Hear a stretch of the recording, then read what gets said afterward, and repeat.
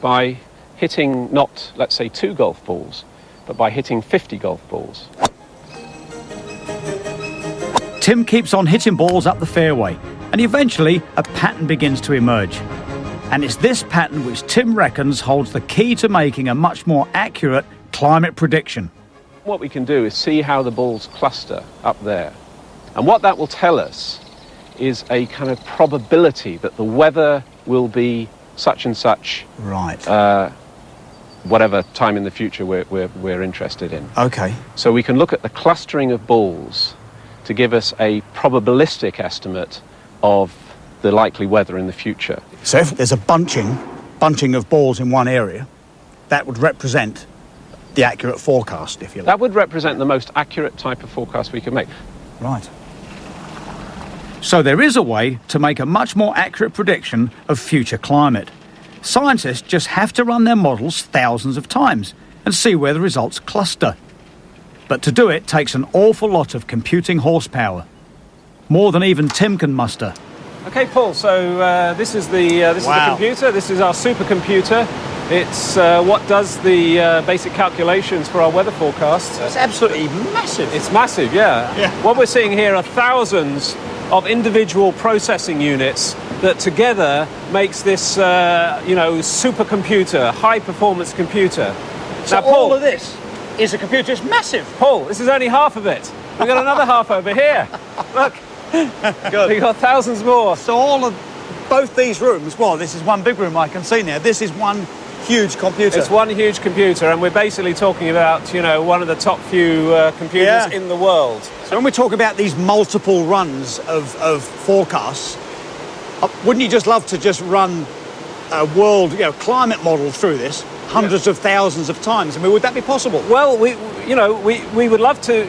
In principle, we could use these computers to do climate forecasts. Yeah. But if we're really talking about doing ensembles of thousands of members, even something as big as this starts to become limited on what can be done. It's not big enough to do that job properly. Wow. It's frustrating. There is a way to come up with a more precise forecast of future climate, but it needs much more computing power than scientists have available.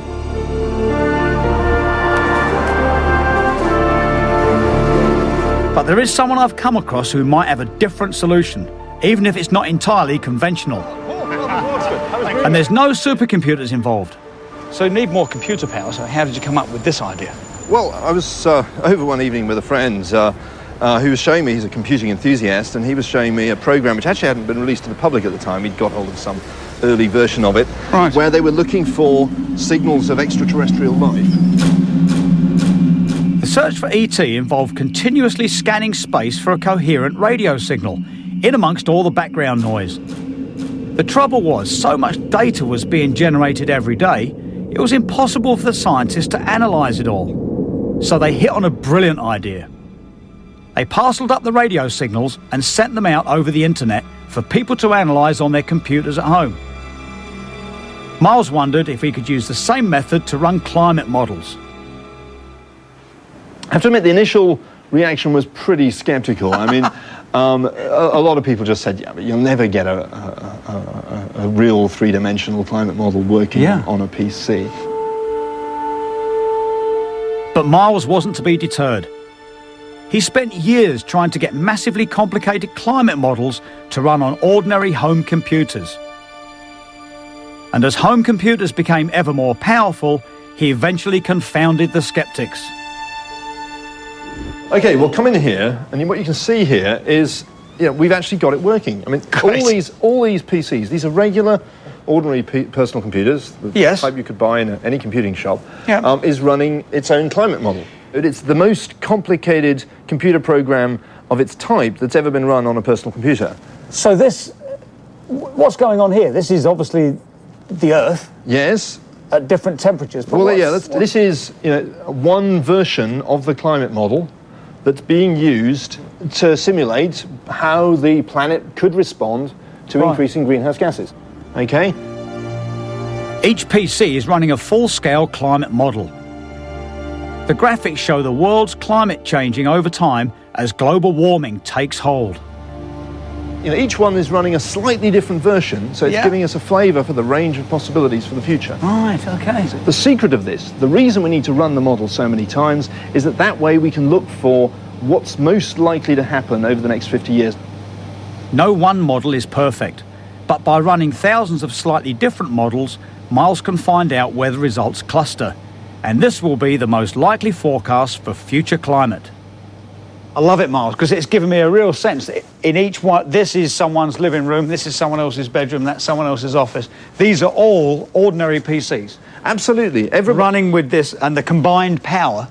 It's the combination I'm really getting a sense of all these results that give us an idea of what could and what is unlikely to happen in the future.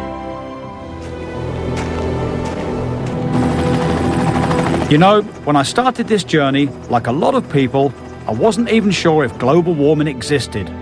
But when you see the disappearing glacier in Greenland, the vanishing ice shelves in Antarctica, and the hockey stick graph, it certainly convinces me.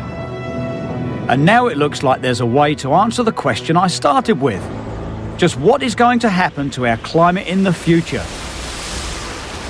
And the biggest surprise for me is it's not the scientists who are going to provide the answers. It's you and me.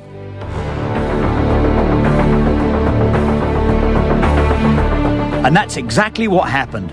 In 2005, Miles offered his computer model for anyone to download off the internet. It was an idea whose time had come. Oh, well, the initial response was amazing. I mean, within 48 hours, we'd essentially built the world's largest climate computer by people signing up. We had about 20,000 people, certainly within the first week. By now, we've had more than 100,000 people participate. Between them, they've completed millions of years of model simulation, and we've had getting on for 60,000, 70,000 runs returned, and they're showing some amazing results.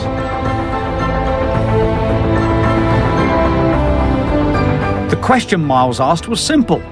What would happen to the global climate if carbon dioxide levels were doubled? Something that could happen by the end of the century. As the results came back in, he looked for where they clustered. All but a tiny, tiny minority of these models are warming up by a significant margin, by certainly more than 2 degrees, most of them more than 3 degrees. And that already tells you that there are some things we can say with confidence about the response to carbon dioxide, which is that it's going to cause a warming, and it's going to cause a substantial warming. The cluster was between 3 and 4 degrees. In other words, the most likely outcome of all the models run to date is at least 3 degrees of global warming. That means that if we don't take evasive action now, the climate will cross the 2-degree threshold. This would spell the end of the Greenland ice cap. Sea levels would rise many metres, flooding our cities. There will be much more extreme weather, great floods and terrible droughts. And it will all start to happen within the next 50 years. The way I see it, the planet belongs to all of us. But it's not often we get a chance to be involved in shaping its future. This experiment has done that. Now we know what global warming will bring in more detail and with more confidence than ever before. What we choose to do about it is up to us.